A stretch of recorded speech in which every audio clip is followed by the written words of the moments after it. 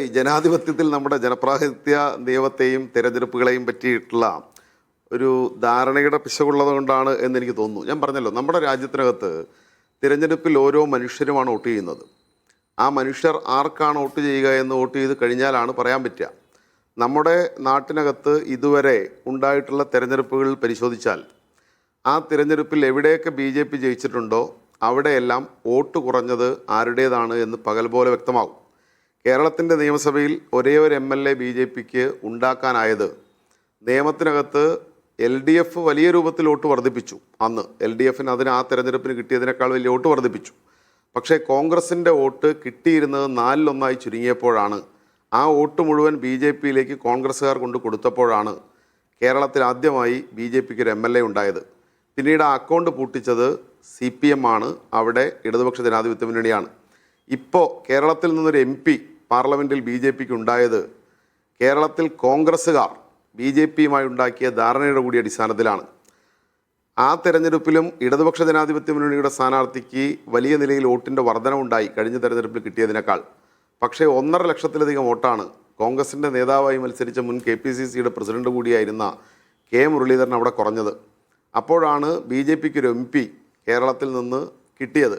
ഇപ്പൊ എല്ലാ കാലത്തും തെരഞ്ഞെടുപ്പിൽ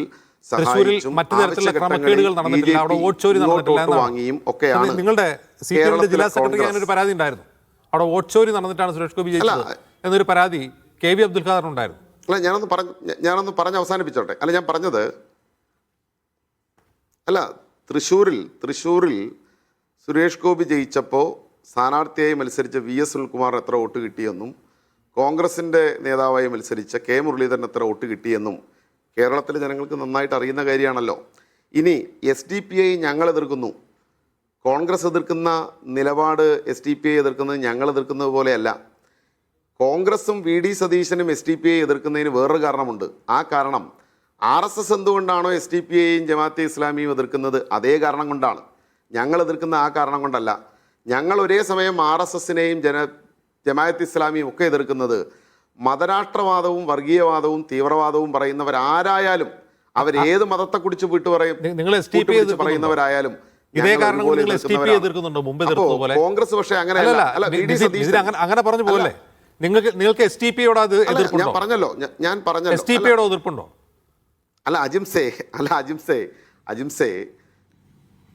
അജിംസേ ഞാൻ പറഞ്ഞല്ലോ, മതരാഷ്ട്രവാദവും വർഗീയവാദവും ഉയർത്തുന്നവർ ആര് തന്നെ ആയാലും, അത് ഞാൻ തുടക്കം മുതൽ പറയുന്നു. ഇസ്ലാമിയാവട്ടെ SDPI ആയിട്ട് ആരുമാവട്ടെ, അല്ല അജിംസേ, നിങ്ങൾ അങ്ങനെ, ഞാൻ പറഞ്ഞു ഞങ്ങളുടെ നിലപാടാണ് ഞാൻ പറഞ്ഞത്. അത് ഒരു പ്രസ്ഥാനത്തിൻ്റെ അവർ ചെയ്യുന്ന അല്ലെങ്കിൽ അവരെടുക്കുന്ന നിലപാട് നോക്കിയാണ്. എന്നാൽ കോൺഗ്രസ് അങ്ങനെയല്ല. അതുകൊണ്ടാണ് VD സതീശൻ RSSന്റെ പരിപാടിയിൽ പോയി ഗോൾവാൾക്കറുടെ ചിത്രത്തിന് മുമ്പിൽ മുട്ടുവണങ്ങി നിന്ന് തിരി തെളിയിക്കാൻ കഴിയുന്നത്.